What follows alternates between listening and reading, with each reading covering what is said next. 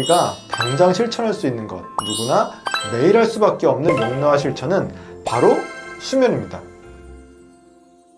원장님, 제가 얼마 전에 지인 어머니 장례식장에 다녀왔어요. 향년 99세셨대요. 근데 알고 보니까 호적을 늦게 등록하셨다고 하더라고요. 그럼 실제로는 100살을 넘으셨던 거죠. 우리가 어릴 때만 해도 백세인이라는 말은 거의 전설 같았잖아요. 근데 요즘은 병원에서도 90대 환자를 보는 게 낯설지가 않아요. 물론 저희 병원에는 주로 60대 환자분들이 사실 많긴 많으세요. 그런데 흥미로운 건 이분들이 20년 전 60대보다 훨씬 젊어 보인다는 거예요. 얼마 전에 만난 70대 환자분은 직접 스마트워치로 수면의 질을 체크하기도 하고요. 문제를 인식해서 내원하셨어요. 와, 70대 스마트워치에 수면 관리까지 하시니 멋진 분이시네요. 후성 유전체가 동안이실 것 같아요. 책을 보더니 단어가 바뀌는군요. 이번에 추천한 세리게의 영의 영유아는 어땠어요? 좋았습니다. 노아의 종말 싱클레어 교수님 인터뷰도 나오고요. 저도 진짜 120살까지는 살 수 있을 것 같아요. 노아의 종말이 노아는 질병이다 라는 화두를 던졌다면 그 이후에 나온 세리게의 영의 영노아는 30대의 몸으로 150세까지 산다는 도전적인 비전을 제시해요. 두 사람의 관점에는 뚜렷한 차이가 있어요. 노아의 종말의 데이비드 싱클레어 박사는 하버드 의대의 유전학자로 세포와 분자 수준에서 노아를 연구하는 과학자의 시선으로 얘기를 펼쳐갑니다. 그는 실제 실험과 데이터를 바탕으로 노아는 돌이킬 수 없는 운명이 아니라 조절 가능한 생물학적 과정이라는 사실을 보여주죠. 반면에 세르게이 영은 화학 전공 출신의 투자자이자 미래학자로 젊음을 가능하게 하는 기술에 투자하는 사람이에요. 세르게이 영은 장수 비전 펀드를 설립해 유전자 치료, 인공장기, 나노의학, 재생의료 등 노화를 늦추는 기술 자체에 집중적으로 투자를 하고 있죠. 싱클레어 박사가 실험실에서 세포를 연구했다면 세르게이 영은 전 세계를 다니면서 노화를 연구하는 사람들을 인터뷰하고 관찰한 그야말로 투자자예요. 결국 이 책은 노화를 과학의 언어에서 기술과 자본의 언어로 옮겨서 집대성한 그런 책입니다. 근대 사회 이전의 기대 수명은 30세였다고 해요. 오늘날에 와서는 대부분 80세 이상을 기대 수명으로 생각할 것 같죠? 책에서는 이렇게 기대 수명이 늘 수 있는 것은 첫 번째는 영양 개선, 두 번째 백신과 항생제의 발명, 세 번째 분명 환경의 개선이라고 말을 하고 있어요. 이런 환경이 좋아지면서 수명이 느는 건 좋은데 노화는 무엇인가요? 세르게이 영은 노화를 설명하는 이론으로 자유라디칼 이론과 텔로미어 이론을 소개했어요. 첫째, 자유라디칼 이론은 우리 몸의 세포가 산화되면서 손상된다는 거예요. 이 개념을 토대로 항산화 물질이 널리 알려지게 되었죠. 둘째는 텔로미어 이론으로 세포가 분열할 때마다 염색체 끝의 텔로미어가 짧아져서 결국 세포가 죽는다는 이론이에요. 여기서는 세포의 복제의 한계를 얼마나 늦출 수 있느냐가 관건이라는 것이죠. 이 PD, 나이가 뭐라고 생각해요? 한 해 한 해 올라가는 거? 올라가기만 하고 내려가지는 않는 거? 제가 40대 초반이지만 마음만은 20대 청춘입니다. 뭐 괜찮아요. 마음가짐으로 젊어지는 것은 실제로 가능하다고 하죠. 2019년도에 미국 국립노화연구소에서 약 4,000명을 대상으로 조사한 결과 자신의 심리적 연령을 실제 나이보다 더 낮춰서 말한 사람들은 그렇지 않은 사람보다 간과 신장이 더 건강한 것으로 나타났다고 하죠. 한국에서도 40세 이상 남녀 600명을 대상으로 MRI 검사를 실시했는데 실제 나이보다 젊다고 생각하는 사람들은 생활 연령과 주관적 연령이 일치한 동년배들보다 뇌의 회색질 밀도가 확연히 높았다고 해요. 이 외에도 많은 연구가 있었는데 결론은 심리적 연령과 생물학적 연령이 긍정적이든 부정적이든 서로 영향을 주고받는 것으로 추정하고 있다는 거예요. 사람들에게 이 나이의 정의를 물어보면 이 PD처럼 출생을 기점으로 살아온 횟수라고 대부분 답할 거예요. 하지만 후성 유전체로 나이를 다시 측정하면 사람마다 달라지죠. 심지어 쌍둥이도 그 사람들의 식단, 운동, 음주, 흡연, 일상 스트레스, 자녀수, 장기질환, 햇빛 노출 등 여러 가지 요인에 따라 노화의 특징이 완전히 달라지는 연구 결과가 많이 있어요. 노화가 그저 시간의 흐름에 따라서만 진행되는 현상이 아닌 거예요. 호바스라는 분은 인간 DNA에서 323개의 메티라 위치를 확인해 일종의 노화 점수를 매겨 생물학적인 나이를 측정하는 패턴을 알아냈어요. 그걸 후성 유전체 시계, 메티라 시계라고 불러요. 이게 2011년에 처음 발표됐는데 이로써 과학자들이 나이와 노화의 개념을 재정립하고 항노화 효과를 측정할 수 있는 객관적인 도구가 마련되었습니다. 그래서 이후 건강수면이 생활연령보다 생물학적 연령과 더 밀접한 연관성을 가지고 있다는 것이 밝혀졌어요. 그리고 후성유전체 관점에서 접근한 호바스 시계 개념에 더해 인공지능을 이용한 자바론코프 시계도 있어요. 혈액, 소변, 근육조직, 대상자의 망막이나 눈과 피부의 고화질 이미지, 마이크로바이옴 내의 박테리아 수, 음성 녹취본과 심층 신경망을 활용해 생물학적 연령을 알아내죠. 그것이 자바론코프의 회사 인실리코의 이름을 따서 인실리코 DNA 시계라고 합니다. 이 시계의 개념으로 노화를 늦추거나 역전시키는 약을 개발하는 데 도움을 줄 수 있어요.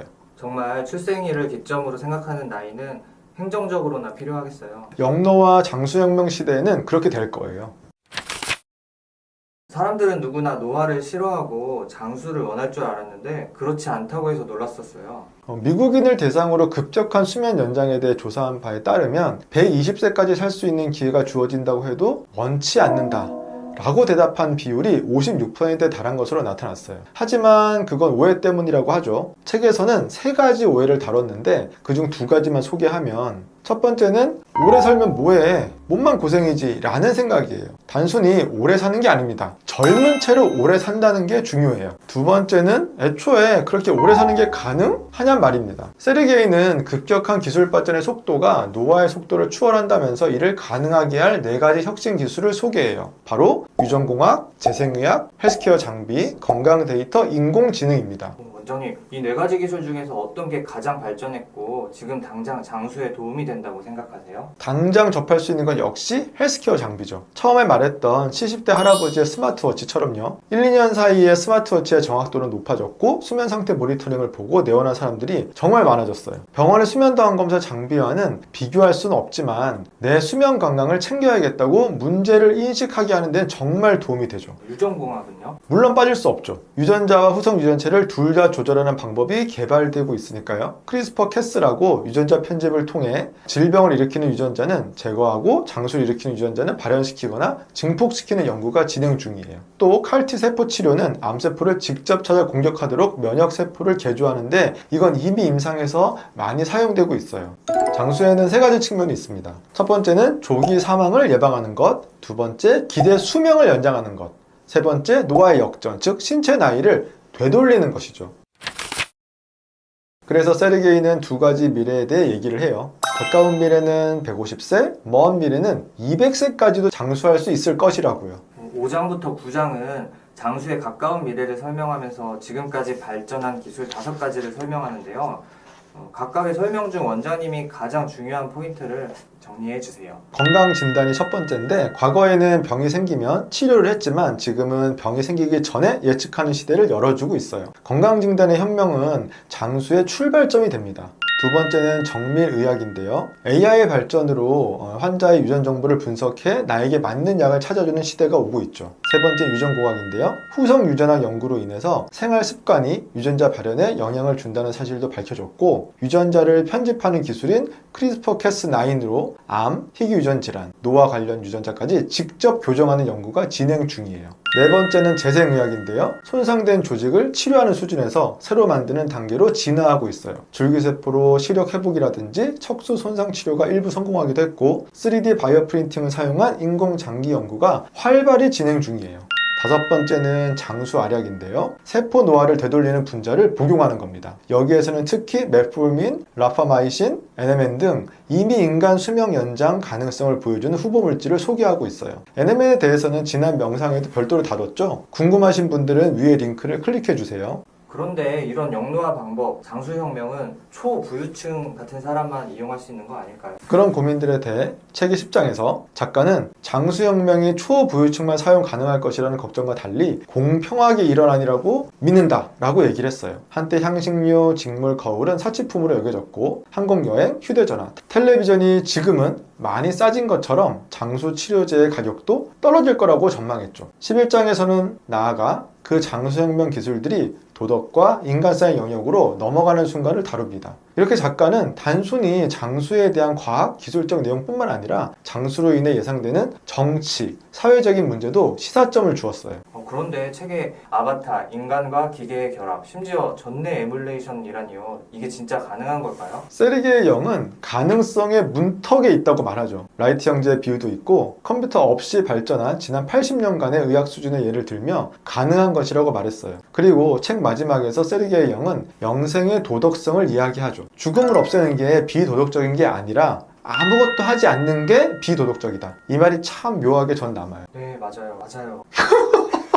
작가가 말한 건 영원히 살겠다는 오만이 아니었어요. 죽음에 대한 공포로 멈춰있지 말자는 이야기였죠. 만약 내가 몇백 년 후에도 존재할 수 있다면, 죽음의 두려움이 줄어들면 인간은 더 멀리 보고 미래에 더 많은 책임을 지게 될 것이다. 먹는 것 하나, 투자 하나, 자녀를 키우는 방식 하나하나까지 달라질 것이다 라고요. 우린 더 신중해지고 더 선하게 살 겁니다. 장수를 비판하며 인간의 나쁜 면만 부각시키고 부정 편향, 확증 편향하는 것보다 언제나 긍정적으로 생각하는 게 좋아요. 사실 저도 생각이 많이 바뀐 부분이에요. 진짜인가요? 이런 과학도서에서 여운이 남다니 좋았습니다. 이어서 보너스장 이야기를 해주세요. 영노화를 위해 우리가 할 수 있는 일 10가지를 다루잖아요. 거기에도 수면 이야기가 있습니다.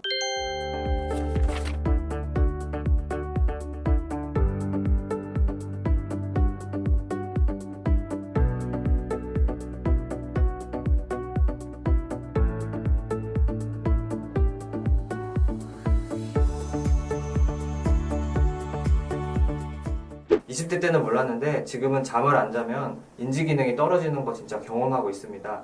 영상 편집을 하다 보면 밤을 새게 되는데 그럼 진짜 능률이 떨어져요. 그것뿐만 아니라 심장마비 위험도 높아지죠. 진짜 잘 자야 돼요. 드 그레이는 아프기 전에 치료하는 것이 훨씬 효과적이라고 했는데요. 저는 이때 이게 떠올랐어요. 뭔데요? 바로 코골이 수면무호흡증이요. 맞아요. 코골이 수면무호흡증은 당장 아프게 느껴지는 질병은 아니고 합병증이 무서운 병이죠. 주요 합병증이 고혈압, 당뇨, 심장질환, 돌연사 등 치료가 쉽지 않은 것들이에요. 드그레이의 말처럼 아프기 전에 치료하는 것이 훨씬 효과적입니다. 장수를 위해서는 수면의 중요성은 절대 안 빠지네요. 그럼요. 잠을 빼놓고는 절대 장수를 말할 수 없어요. 책의 서두에도 공상과학 영화처럼 자는 동안에 나노로봇이 나의 아픈 것을 치료해준다는 내용이 나오는데 기술이 발전해서 먼 미래가 되어서 200살까지 살 수 있게 되어도 장수를 위한 치유는 자는 동안 이루어질 겁니다. 수면을 없애는 연구는 없을 거예요. 그렇기에 기술이 아직 없다고 해도 우리가 당장 실천할 수 있는 것, 누구나 매일 할 수밖에 없는 영노화 실천은 바로 수면입니다. 우리의 젊음을 되돌리는 시간은 지금이나 미래나 언제나 자는 동안일 거예요. 그러니까 잘 자요.